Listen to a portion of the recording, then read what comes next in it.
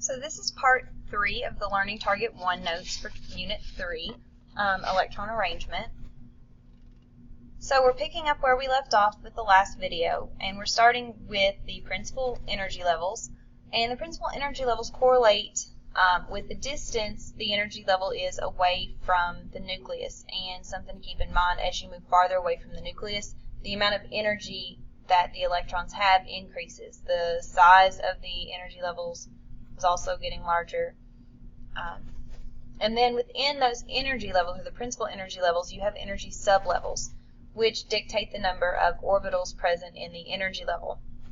So in the first energy level, you can have S sublevels. In the second energy level, you can have S's and P's. In the third energy level, you can have S's, you can have P's, and you can have D energy levels. And in the fourth energy level, you can have S's, P's, D's, and F's. So as the energy levels increase, the number of orbitals also increases. And we can look at those in a little bit more detail. So you have the S sublevel, which is spherically shaped, which we typically represent with a round orbital. Now this is a three-dimensional type shape. This is not the same thing as the circular orbital path that the electrons in Bohr's model follow. This is a spherical pattern for the quantum mechanical model. There is only one orientation of the s orbitals, which means they can hold a maximum of 2 electrons. The p sublevels, these are the dumbbell shape, sometimes drawn like this. There are 3 different arrangements, one on the x-axis, one on the y-axis, and one on the z-axis. So with 3 orbitals in this p sublevel, each one can hold a maximum of 6 electrons, 2 in each. The d sublevel is oftentimes called the clover shape. Looks like this. Now there are 4 of them that take on this orientation, and then there is a 5th one that looks kind of like a p orbital hula hooping. So you get something like that. But that does bring the total to 5, because there are 4 like this, 1 like this, for a total of 5, and 2 electrons in each one of those gives you a total of 10 electrons in the d orbitals. And then the F-shaped orbital or sublevel is complex, and that's how we describe it. Most of them look like you put 2 d orbitals and squish them together. There are 7 different arrangements or configurations of the f orbitals, with 2 electrons in each, brings us to a total of 14 electrons.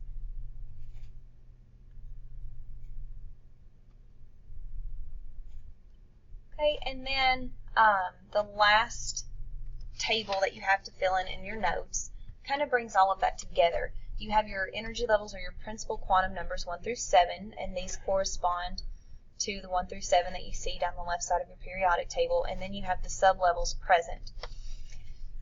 And if you have your color-coded periodic table that we made a little bit earlier, it might help to get that out. So if you look at the S block on your periodic table, and you look at the first element that you see in the first row there, hydrogen, you'll see that you see 1s written in the bottom of that box. If you move down that row, you'll see that there are S sublevels in 2, in 3, in 4, in 5, in 6, and also in 7. So if you look down that first row on the periodic table, again in the S block, you will see 1s through 7s listed. Okay, and that's because you can find S sublevels in all of the energy levels. Okay, there's one orientation of your s orbitals, which means they can hold a total of 2 electrons, which is why in the first energy level you have a maximum number of 2 electrons. That's the only sublevel present. Okay, if you move over to the right-hand side of your periodic table and look at the P block on your periodic table, the first element that you'll see is boron, represented with the letter B. In the bottom of that box, you should see a 2p. Underneath that with aluminum, you should see a 3p. Underneath that with gallium, you should see a 4p. Okay, and so on and so on. So if you continue to move down that row on the periodic table, or down that column on the periodic table, you should also see a 5p, a 6p, and a 7p. Okay, again, that's because you can have the p sublevel in energy levels 2 through 7 on the periodic table. Now we said that there were 3 different types or orientations of a p orbital. So there can be a total of 6 electrons in the p sublevel. So in the second energy level, you get 6 electrons from this 2p and 2 electrons from the 2s sublevel. So when you add those up, you get a total of 8 electrons. Okay.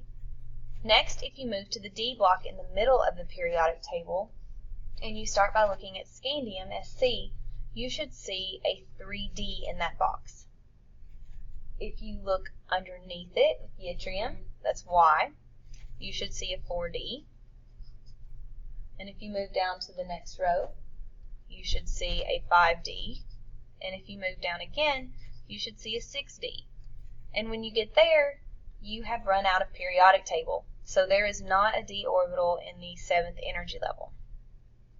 So 3 through 6, or energy levels 3 through 6, have d orbitals. And if you remember from earlier, there are 5 different orientations of a d orbital, which means that you can have a total of 10 electrons in a d sublevel. So in the 3rd energy level, you only have s, p, and d sublevels. So 2 plus 6 plus 10 brings your total to 18 electrons. Okay, and last but not least, if you look at the F block on your periodic table, and you look at lanthanum, you should see a 4F in that block. Okay, and then if you look underneath that, actinium, you should see 5F. Okay, but again, you've run out of periodic table. So the only energy levels that have an F orbital are energy levels 4 and 5. Okay, there are 7 different arrangements of these F sublevels, which means they can hold a total of 14 electrons. So in energy levels 4 and 5 that have S, P, D, and F sublevels, they can hold a total of 32 electrons.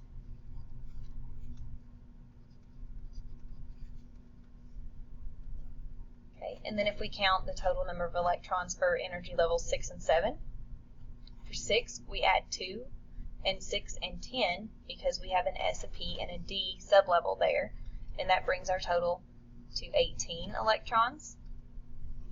And then for the 7th, there are S's and P's for your sublevel, so 2 plus 6 gives you 8 electrons.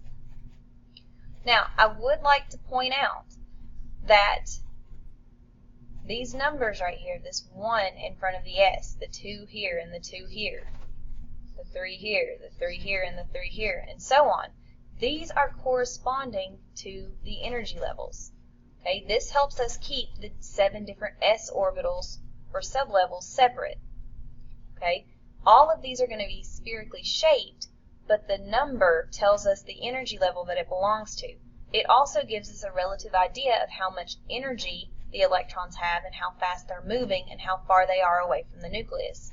Okay, for example, if you have electrons that are in 6s and you're comparing them to electrons in 4s, the ones in 6s are going to have more energy, they're going to be moving faster, they're going to be farther away from the nucleus, and they're going to be in a larger sized s orbital.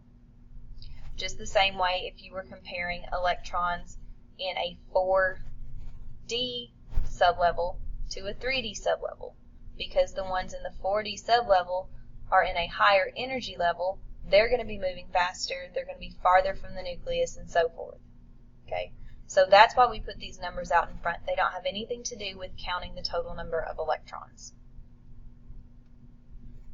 But if you're still confused on where any of these numbers come from or what any of these letters mean, make sure that you take the time to ask your teacher for some additional explanation. Okay, and last but not least, wrapping up this page of notes, we want to talk about the Heisenberg uncertainty principle. Now, in some books, instead of momentum, you might see velocity used, and I do want to address that difference. Remember, momentum and velocity are very similar. They are both a measure of change in position over time. However, momentum also indicates direction. So that's why you'll see them used interchangeably in books. They are not exactly the same quantity. One of them is a vector quantity, the other is not, because velocity does not indicate direction and momentum does. But essentially what the Heisenberg uncertainty principle says is that you can know position but not momentum, or you can know momentum but not position. You can know one or the other, but you can never know both at the same time, which should make sense. In order to calculate momentum or velocity, an object has to be in motion. It has to be moving from point A to point B. So it's in motion at any given time. So that's how you would determine the velocity. If you want to know the exact position of something, that is a single instant in time. If you know the exact position, the object isn't in motion, therefore you're not going to be calculating velocity. Okay? So, again, you've got one or the other, but not both.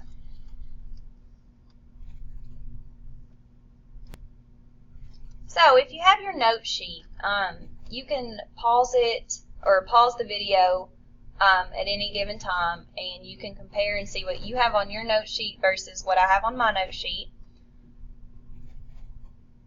That way, if you're missing anything or if you're not sure of something, you can see what I have, and you can come and ask questions to either Miss Sally or Miss Hawkins, and we can get you straightened out or answer any questions that you do have.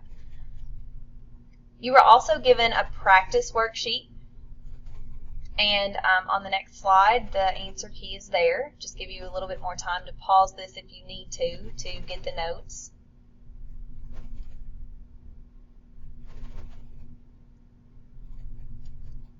Okay, and then here's the answer key. So you may have to pause to get this or to be able to check it.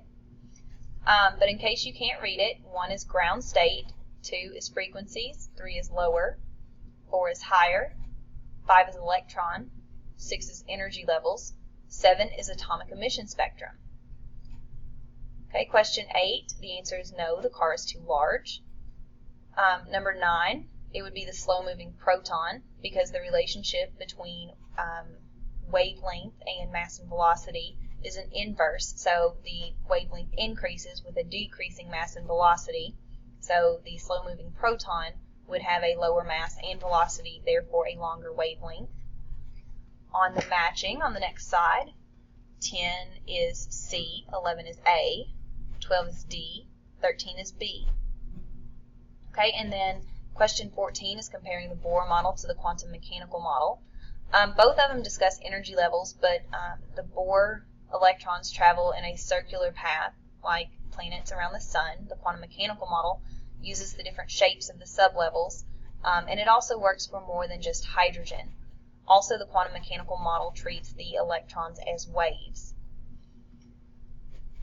Number 15 is do not, 16 is to, 17 is spherically shaped, 18 is in, 19 is electrons, 20 is 3, 21 is 2s and 2p, and 22 is 9.